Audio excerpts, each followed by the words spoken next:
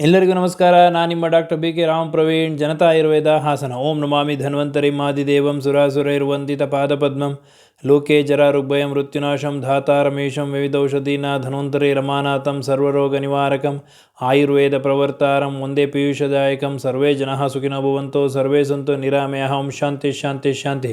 ವೀಕ್ಷಕರೇ, ಬೂದುಗುಂಬಳಕಾಯಿ, ಸಾಮಾನ್ಯವಾಗಿ ಬೂದುಗುಂಬಳಕಾಯಿ ಅಂದ ತಕ್ಷಣ ನಿಮ್ಮ ಮನಸ್ಸಿಗೆ ಬರೋದು ಆಯುಧ ಪೂಜೆಯಲ್ಲಿ ಬೂದುಗುಂಬಳಕಾಯಿನ ದೃಷ್ಟಿ ದೋಷ ನಿವಾರಣೆಗೆ ಉಪಯೋಗಿಸ್ತಾರೆ ಅಂತ ಬರುತ್ತೆ ವಿನಃ ಯಾರು ಆಹಾರವಾಗಿ ಇದನ್ನು ಸೇವನೆ ಮಾಡ್ತೀವಿ ಅನ್ನೋರ ಸಂಖ್ಯೆ ಬಹಳ ಕಡಿಮೆ. ನಮ್ಮ ದೇಶದಲ್ಲಿ ಒಂದು ಪದ್ಧತಿಯನ್ನು ರೂಢಿಸ್ಕೊಂಡು ಬಂದಿದ್ದಾರೆ. ಹಾಗಾಗಿ ಆಯುಧ ಪೂಜೆ ದಿನ ವಾಹನಗಳಿಗೆ, ಅಂಗಡಿ ಮಳಿಗೆಗಳಿಗೆ, ಮನೆಗಳಿಗೆ ಈ ದೃಷ್ಟಿ ದೋಷ ನಿವಾರಣೆಗೋಸ್ಕರ ಈ ಕುಂಬಳಕಾಯಿನ ಬಳಸ್ತಾರೆ ಅಂತ ಸಾಮಾನ್ಯರು ಹೆಚ್ಚು ಜನ ಇದನ್ನು ತಿಳ್ಕೊಂಡಿದ್ದಾರೆ. ಆದರೆ ಇದರಲ್ಲಿ ಹಲವಾರು ರೀತಿಯ ಪೋಷಕಾಂಶಗಳಿದೆ. ನಮ್ಮ ಆರೋಗ್ಯಕ್ಕೆ ತುಂಬಾ ಸಹಕಾರಿಯಾಗಿದೆ, ನಮಗೆ ಒಂದು ಶಕ್ತಿ ಕೊಡಲು ತುಂಬಾ ಸಹಕಾರಿಯಾಗಿದೆ ಅಂತ ಎಷ್ಟೊಂದು ಜನ ಇದನ್ನು ತಿಳ್ಕೊಂಡೇ ಇಲ್ಲ. ಹಾಗಾಗಿ ಇದನ್ನು ಉಪಯೋಗಿಸುವವರ ಸಂಖ್ಯೆ ಕಡಿಮೆ. ಸಾಮಾನ್ಯವಾಗಿ ಏನು ಮಾಡ್ತಾರೆ ಅಂತಂದರೆ ಆಯುಧ ಪೂಜೆಯಲ್ಲಿ ಇದನ್ನು ಅಂಗಡಿಗಳಿಗೆ, ಮನೆಗಳಿಗೆ, ವಾಹನಗಳಿಗೆ ನಿವಾಳಿಸ್ಬಿಟ್ಟು ಅದನ್ನು ಒಡೆದಾಕಿ ವೇಸ್ಟ್ ಮಾಡ್ತಾರೆ. ನಮಗೆ ಗೊತ್ತಿರೋದಿಲ್ಲ ಅದರಲ್ಲಿ ತುಂಬಾ ಪೋಷಕಾಂಶಗಳಿದೆ. ಹಾಗಾಗಿ ಅನ್ಯಾಯವಾಗಿ ಇದನ್ನು ವೇಸ್ಟ್ ಮಾಡ್ತಾ ಇದ್ದಾರೆ. ಆದರೆ ಇದರ ಮಹತ್ವ ಏನು, ಇದರಲ್ಲಿ ಯಾವ್ಯಾವ ಪೋಷಕಾಂಶಗಳಿದೆ, ಇದನ್ನು ಸೇವಿಸೋದ್ರಿಂದ ನಮಗೆ ಯಾವ ರೀತಿ ಆರೋಗ್ಯ ಲಭಿಸ್ತದೆ, ಈ ಎಲ್ಲ ವಿಷಯವನ್ನು ಇವತ್ತಿನ ಸಂಚಿಕೆಯಲ್ಲಿ ತಮಗೆ ತಿಳಿಸ್ಕೊಡ್ತೀನಿ. ಆದ್ದರಿಂದ ವಿಡಿಯೋನ ಎಲ್ಲೂ ಸ್ಕಿಪ್ ಮಾಡ್ದಲೇ ಕಡೆವರೆಗೂ ನೋಡಬೇಕು ಅಂತ ತಮ್ಮಲ್ಲಿ ಕೇಳ್ಕೊತೀನಿ. ಬೂದುಗುಂಬಳಕಾಯಿ, ಇದನ್ನು ಆ್ಯಶ್ ಗಾರ್ಡ್ ಅಂತಾರೆ, ವಿಂಟರ್ ಮೆಲಾನ್ ಅಂತಾರೆ, ಹಾಗೂ ಇದರ ಒಂದು ವೈಜ್ಞಾನಿಕ ಹೆಸರು ಬೆನಿನ್ಕಸ ಹಿಸ್ಪಿಡಾ ಅಂತ. ಈ ಒಂದು ಬೂದುಗುಂಬಳಕಾಯಿ ಅಂತ ಹೆಸರು ಬರಲು ಕಾರಣ ಏನು ಅಂತಂದರೆ, ಬೂದುಗುಂಬಳಕಾಯಿ ಮೇಲೆ ಬೂದಿ ಬಣ್ಣದ ಒಂದು ಲೇಯರ್ ಇರ್ತದೆ. ಹಾಗಾಗಿ ಇದಕ್ಕೆ ಬೂದುಗುಂಬಳ ಅಂತ ಕರೀತಾರೆ. ಇದರ ಹಲವಾರು ರೀತಿಯ ಪೋಷಕಾಂಶಗಳಿದೆ. ಪ್ರಮುಖವಾಗಿ 90ರಿಂದ 95% ನೀರಿನಂಶ ಇದೆ. ಹಾಗೂ ಇದರಲ್ಲಿ ವೈಟಮಿನ್ ಸಿ ಇದೆ, ಮೆಗ್ನೀಷಿಯಮ್ಮು, ಕ್ಯಾಲ್ಶಿಯಮ್ಮು, ಫೈಬರ್ ನಾರಿನಂಶ ಇದೆ, ಕಾರ್ಬೋಹೈಡ್ರೇಟ್ಸ್ ಇದೆ, ಹಲವಾರು ರೀತಿ ಪೋಷಕಾಂಶಗಳಿದೆ, ಪೊಟ್ಯಾಷಿಯಮ್ ಇದೆ.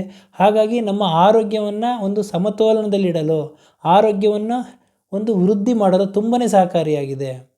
ಆದರೆ ಇದನ್ನು ಎಷ್ಟೊಂದು ಜನ ಉಪಯೋಗಿಸೋದೇ ಇಲ್ಲ, ಸುಮ್ಮನೆ ವೇಸ್ಟ್ ಮಾಡ್ತಾರೆ. ಇದು ನಮ್ಮ ಯಾವ ರೀತಿ ಉಪಯೋಗ ಆಗ್ತದೆ ಅಂತಂದರೆ, ನಮ್ಮ ಜೀರ್ಣಕ್ರಿಯೆಗೆ ಸಹಕಾರಿಯಾಗಿದೆ. ನೀರಿನಂಶ ಜಾಸ್ತಿ ಇರೋದ್ರಿಂದ ಆಹಾರ ಸುಲಭವಾಗಿ ಜೀರ್ಣ ಆಗಲು ಇದು ತುಂಬಾ ಸಹಕಾರಿಯಾಗಿದೆ. ದೇಹಕ್ಕೆ ಶಕ್ತಿಯನ್ನು ಕೊಡ್ತದೆ. ಕ್ಯಾಲ್ಶಿಯಂ ಇರೋದರಿಂದ ಮೂಳೆಗಳಿಗೆ ಒಂದು ಶಕ್ತಿಯನ್ನು ಕೊಡ್ತದೆ. ಪೊಟ್ಯಾಷಿಯಮ್ ಇರೋದರಿಂದ ಹೃದಯದ ಆರೋಗ್ಯವನ್ನು ಕಾಪಾಡ್ತದೆ. ರಕ್ತದ ಒತ್ತಡ, ಬ್ಲಡ್ ಪ್ರೆಷರ್ನ ನಾರ್ಮಲ್ನಲ್ಲಿಡ್ತದೆ. ಫೈಬರ್ ಅಂಶ, ನಾರಿನಂಶ ಇರೋದ್ರಿಂದ ಜೀರ್ಣಕ್ರಿಯೆ ಸರಾಗವಾಗಿ ಆಗಿ ನಮ್ಮ ಉದರ ಸಂಬಂಧಿ ಕಾಯಿಲೆಗಳನ್ನು ನಿವಾರಣೆ ಮಾಡ್ತದೆ. ದೇಹದ ಉಷ್ಣಾಂಶವನ್ನು ಕಡಿಮೆ ಮಾಡ್ತದೆ, ದೇಹವನ್ನು ತಂಪಾಗಿಡ್ತದೆ. ತೂಕದ ನಿರ್ವಹಣೆಯಲ್ಲಿ ತುಂಬಾ ಸಹಕಾರಿಯಾಗಿದೆ. ಯಾರಿಗೆ ವೆಯ್ಟ್ ರಿಡಕ್ಷನ್ ಆಗಬೇಕು, ಒಬೆಸಿಟಿ ಇರ್ತಾರೆ, ಅತಿ ಹೆಚ್ಚು ತೂಕ ಇರ್ತಾರೆ, ವೆಯ್ಟ್ ಕಡಿಮೆ ಆಗಬೇಕು ಅಂತಂದರೆ ಕುಂಬಳಕಾಯಿನ ಉಪಯೋಗಿಸ್ಬೋದು. ಹಾಗೂ ಮಧುಮೇಹಿಗಳು, ಸಕ್ಕರೆ ಕಾಯಿಲೆ ಇದ್ದಂಥವ್ರು ಇದನ್ನು ಮಿತವಾಗಿ ಉಪಯೋಗಿಸ್ಬೇಕಾಗ್ತದೆ.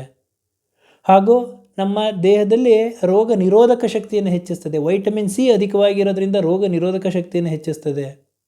ಹಾಗಾಗಿ ಹಲವಾರು ರೀತಿಯ ಪೋಷಕಾಂಶಗಳಿರೋದ್ರಿಂದ ಈ ಬೂದುಗುಂಬಳಕಾಯಿನ ನಾವು ಉಪಯೋಗಿಸೋದು ತುಂಬಾ ಒಳ್ಳೆಯದು. ಯಾವ ರೀತಿ ಉಪಯೋಗಿಸ್ಬೇಕಾಗಾದ್ರೆ, ಇದನ್ನು ಪಲ್ಯದ ರೂಪದಲ್ಲಿ, ಸಾಂಬಾರು ರೂಪದಲ್ಲಿ, ಕೋಸಂಬರಿ ರೂಪದಲ್ಲಿ, ಸೂಪ್ ರೂಪದಲ್ಲಿ ಅಥವಾ ಜ್ಯೂಸ್ ಮಾಡ್ಕೊಂಡು ಉಪಯೋಗಿಸ್ಬೋದು.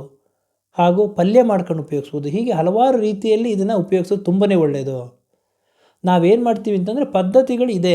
ಪದ್ಧತಿಗಳು ಅವರವರ ಆಚರಣೆಗೆ ತಕ್ಕಂತೆ ನಮ್ಮ ದೇಶದಲ್ಲಿ ಪದ್ಧತಿಗಳು, ಒಂದೊಂದು ಹಬ್ಬಕ್ಕೆ ಒಂದೊಂದು ರೀತಿಯ ಪದ್ಧತಿಗಳು, ಆಚರಣೆಗಳನ್ನ ನಾವು ರೂಢಿಸ್ಕೊಂಬಂದಿದ್ದೀವಿ, ಅದನ್ನು ಮಾಡ್ತೀವಿ. ಆದರೆ ಅನ್ಯಾಯವಾಗಿ ಈ ಒಂದು ತರಕಾರಿ ಇರ್ಬೋದು, ಹಣ್ಣುಗಳಿರ್ಬೋದು, ಯಾವುದನ್ನೇ ಒಂದನ್ನು ವೇಸ್ಟ್ ಮಾಡೋದು ಅಷ್ಟು ಸರಿ ಇಲ್ಲ. ಹಾಗಾಗಿ ಬೂದುಗುಂಬಳಕಾಯಿನ ನೀವು ಉಪಯೋಗಿಸೋದ್ರಿಂದ ನಿಮ್ಮ ಆರೋಗ್ಯ ಹೆಚ್ಚುತ್ತದೆ, ನಿಮ್ಮ ರೋಗ ನಿರೋಧಕ ಶಕ್ತಿ ಹೆಚ್ಚುತ್ತದೆ, ಜೀರ್ಣಕ್ರಿಯೆ ಸರಾಗವಾಗಿ ಆಗ್ತದೆ, ಹಾಗೂ ನಿಮಗೆ ಒಂದು ನರಮಂಡಲಗಳಿಗೆ ಶಕ್ತಿಯನ್ನು ಕೊಡ್ತದೆ. ಈ ಎಲ್ಲ ಹೃದಯಕ್ಕೆ ಆರೋಗ್ಯವನ್ನು ಕೊಡ್ತದೆ. ಹಾಗಾಗಿ ಇವತ್ತಿನ ಈ ಒಂದು ಸಂಚಿಕೆಯಲ್ಲಿ ಬೂದುಗುಂಬಳಕಾಯಿಯ ಮಹತ್ವ ಏನು, ಇದು ಬೂದುಗುಂಬಳಕಾಯಿ ಅಂತಂದರೆ 90% ಜನ ತೊಗೊಂಬರೋದೇನು ಆಯುಧ ಪೂಜೆ ಟೈಮಲ್ಲಿ ಅದನ್ನು ಒಡೆದಾಕೋದಕ್ಕೆ, ನಿವಾಳಿಸಿ ಎಸೆಯೋದಕ್ಕೆ ಅನ್ನೋ ಉದ್ದೇಶದಿಂದನೇ ತರ್ತಾರೆ ವಿನಃ ತಿನ್ನಬೇಕು ಅನ್ನೋ ಉದ್ದೇಶದಲ್ಲಿ ತರೋದಿಲ್ಲ. ಹಾಗಾಗಿ ಮುಂದಿನ ಸಲದಿಂದ ನೀವು ಆಯುಧ ಪೂಜೆಗೆ ನೀವು ಬೂದುಗುಂಬಳಕಾಯಿ ತರಬೇಕಾದ್ರೆ ಮನೆಯಲ್ಲಿ ಅದನ್ನು ಪಲ್ಯದ ರೂಪದಲ್ಲೋ, ಕೋಸಂಬರಿ ರೂಪದಲ್ಲೋ, ಸೂಪ್ ರೂಪದಲ್ಲೋ, ಜ್ಯೂಸ್ ರೂಪದಲ್ಲೋ ಅಥವಾ ಈ ಹಲ್ವಾ ಮಾಡ್ಕೋಬಹುದು ಹಲ್ವದ ರೂಪದಲ್ಲೋ ನೀವು ಸೇವನೆ ಮಾಡೋದ್ರಿಂದ ಹಲ್ವಾ ಮಾಡಿಕೊಂಡ್ರೆ ನಿಮಗೆ ಹಬ್ಬದ ಆಚರಣೆ ಮಾಡ್ದಂಗೂ ಆಗುತ್ತೆ, ದೃಷ್ಟಿ ದೋಷ ನಿವಾರಣೆ ಮಾಡ್ದಂಗೂ ಆಗುತ್ತೆ. ಹಲ್ವಾ ಮಾಡ್ಕೊಂಡು ತಿಂದರೆ ಆರೋಗ್ಯನೂ ಚೆನ್ನಾಗೇ ಹೆಚ್ಚುತ್ತದೆ, ಆರೋಗ್ಯದಿಂದ ಇರ್ತೀರಾ ಅಂತ ಹೇಳ್ತಾ ಇವತ್ತಿನ ಈ ಒಂದು ಸಂಚಿಕೆಯನ್ನು ಮುಗಿಸ್ತಾ ಇದ್ದೀನಿ. ನನ್ನ ಈ ವಿಡಿಯೋ ತಮಗೆ ಇಷ್ಟವಾಗಿದ್ದಲ್ಲಿ ಲೈಕ್ ಮಾಡಿ, ಶೇರ್ ಮಾಡಿ ಹಾಗೂ ನನ್ನ ಎಲ್ಲ ಮುಂದಿನ ವಿಡಿಯೋಗಳಿಗಾಗಿ ಸಬ್ಸ್ಕ್ರೈಬ್ ಮಾಡಿ. ಧನ್ಯವಾದಗಳು.